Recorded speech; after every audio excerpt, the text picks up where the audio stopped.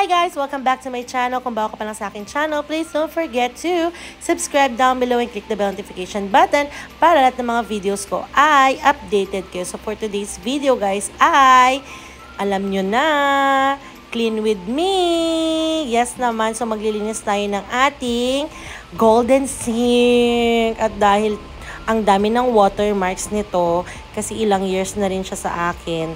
Actually nga, well-maintained na to sa lagay na to guys. Kasi tuwing maghuhugas kami, pinupunasan ko to. Pero, hindi talaga may iwasan guys yung mga may watermarks. Kaya naman, naghanap tayo ng pantanggal ng mga watermarks at panglinis ng ating golden sink. So, panoorin nyo ang ating vlog for today's video.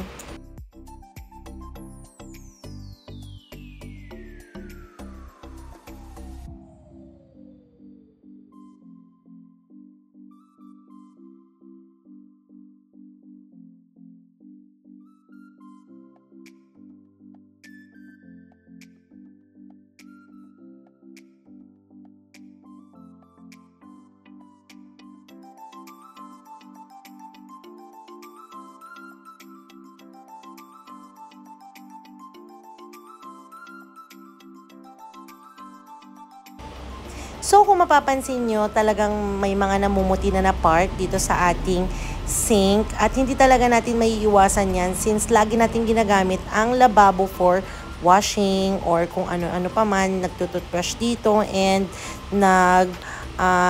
hihilamos dito. Pero, actually, ang disadvantage lang ng golden sink guys is syempre dapat extra careful ka kapag ganito ang sink mo.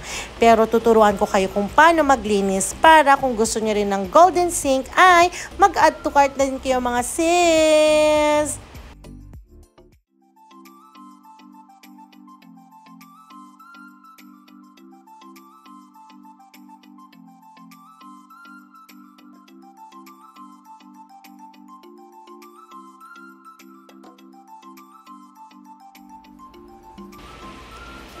So, ito na nga, magmamagic na tayo for today's video at ito ang product na ating gagamitin and this is only from, alam nyo na yan mga sis, from Shopee and this is only 24 pesos at hindi lang ito para sa mga sink, kundi para na din sa mga stainless na bagay like mga kaldero, kutsara at kung ano-ano pang stainless na gusto nyong linisin. At since stainless yung ating gold sink, pwede natin siyang gamitin para sa ating golden sink. So, open na natin siya at makikita nyo yung kanyang texture. Yes! Para siyang guys, sabon na may mga maliliit na buhangin. Ganyan yung texture niya.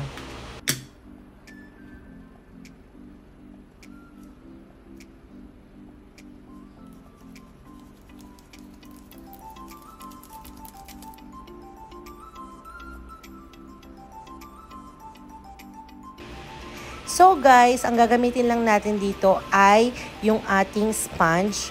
Sponge na panglinis ng mga plato. Yan, pwede natin gamitan to ng sponge na soft pero wag lang yung Scotch-Brite kasi tuluyan na nga mawawasak at masisira yung mga sink nyo guys kapag scrub. Scotch-Brite yung ginamit nyo kaya soft lang na foam yung gagamitin natin for today's video. Ayan. At konting basa lang. Yung water natin is yung enough lang para makakuha tayo ng product at imekos-mekos lang natin siya dito sa ating golden sink.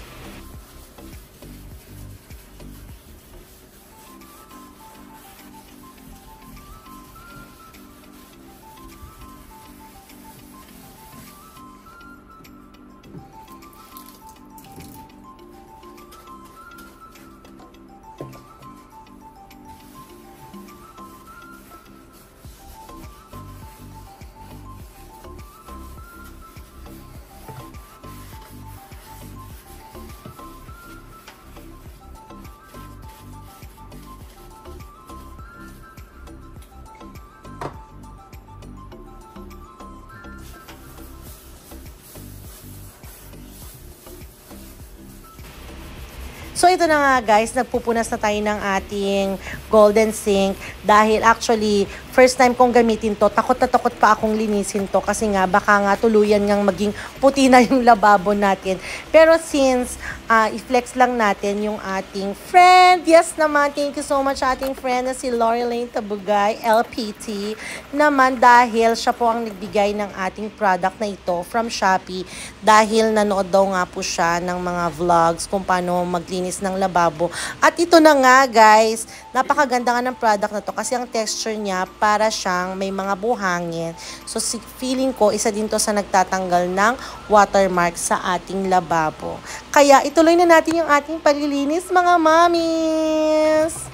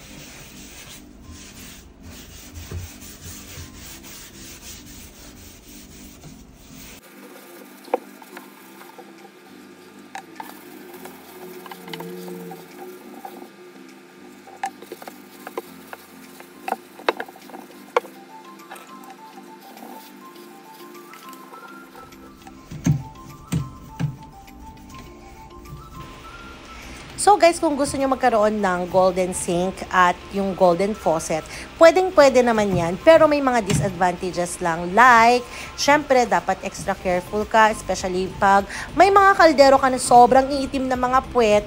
Syempre, hindi mo pwedeng hugasan dito sa ating golden sink yan, mga sis, di ba? Dapat doon sa ating dirty kitchen.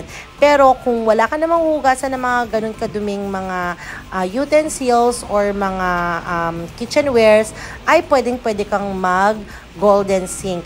And syempre, extra careful lang din kasi madali siyang magkaroon ng mga scratches. Kaya naman, dapat kung mag-golden sink ka guys, ay talagang ingat na ingat ka. Walang ibang maghuhugas, yung mga yaya nyo or kung sino pa man. Kaya actually, kapag may mga visitors ako na sobrang gustong maghugas, sabi ko sa kanila, hindi ako nagpapahugas sa mga visitors. Kasi hindi dahil ayoko silang maghugas, kundi dahil ayoko magulo yung lababo ko. Ayoko siyang magkaroon ng mga scratches at ayoko talagang magkanda. Alam niyo yon, yung nasa huli ang pagsisisi guys, di ko naman matatanggal tong lababo na to kasi 4 years na to. Kaya, ayun, kahit may visitors kami, ako talaga yung naghuhugas. Ay, charis. Yung asawa ko yung naghuhugas, guys. Hindi ako naghuhugas sa mga pinggan, no? Ayoko talaga maghuhugas sa mga pinggan. Yan yung mga pinaka-ayaw ko sa lahat. Yung maghuhugas ng pinggan. Kaya yung asawa ko talaga yung naghuhugas ng pinggan. Thank you so much kasi ang bait niya sa paghuhugas ng pinggan. Doon lang sa part na yun.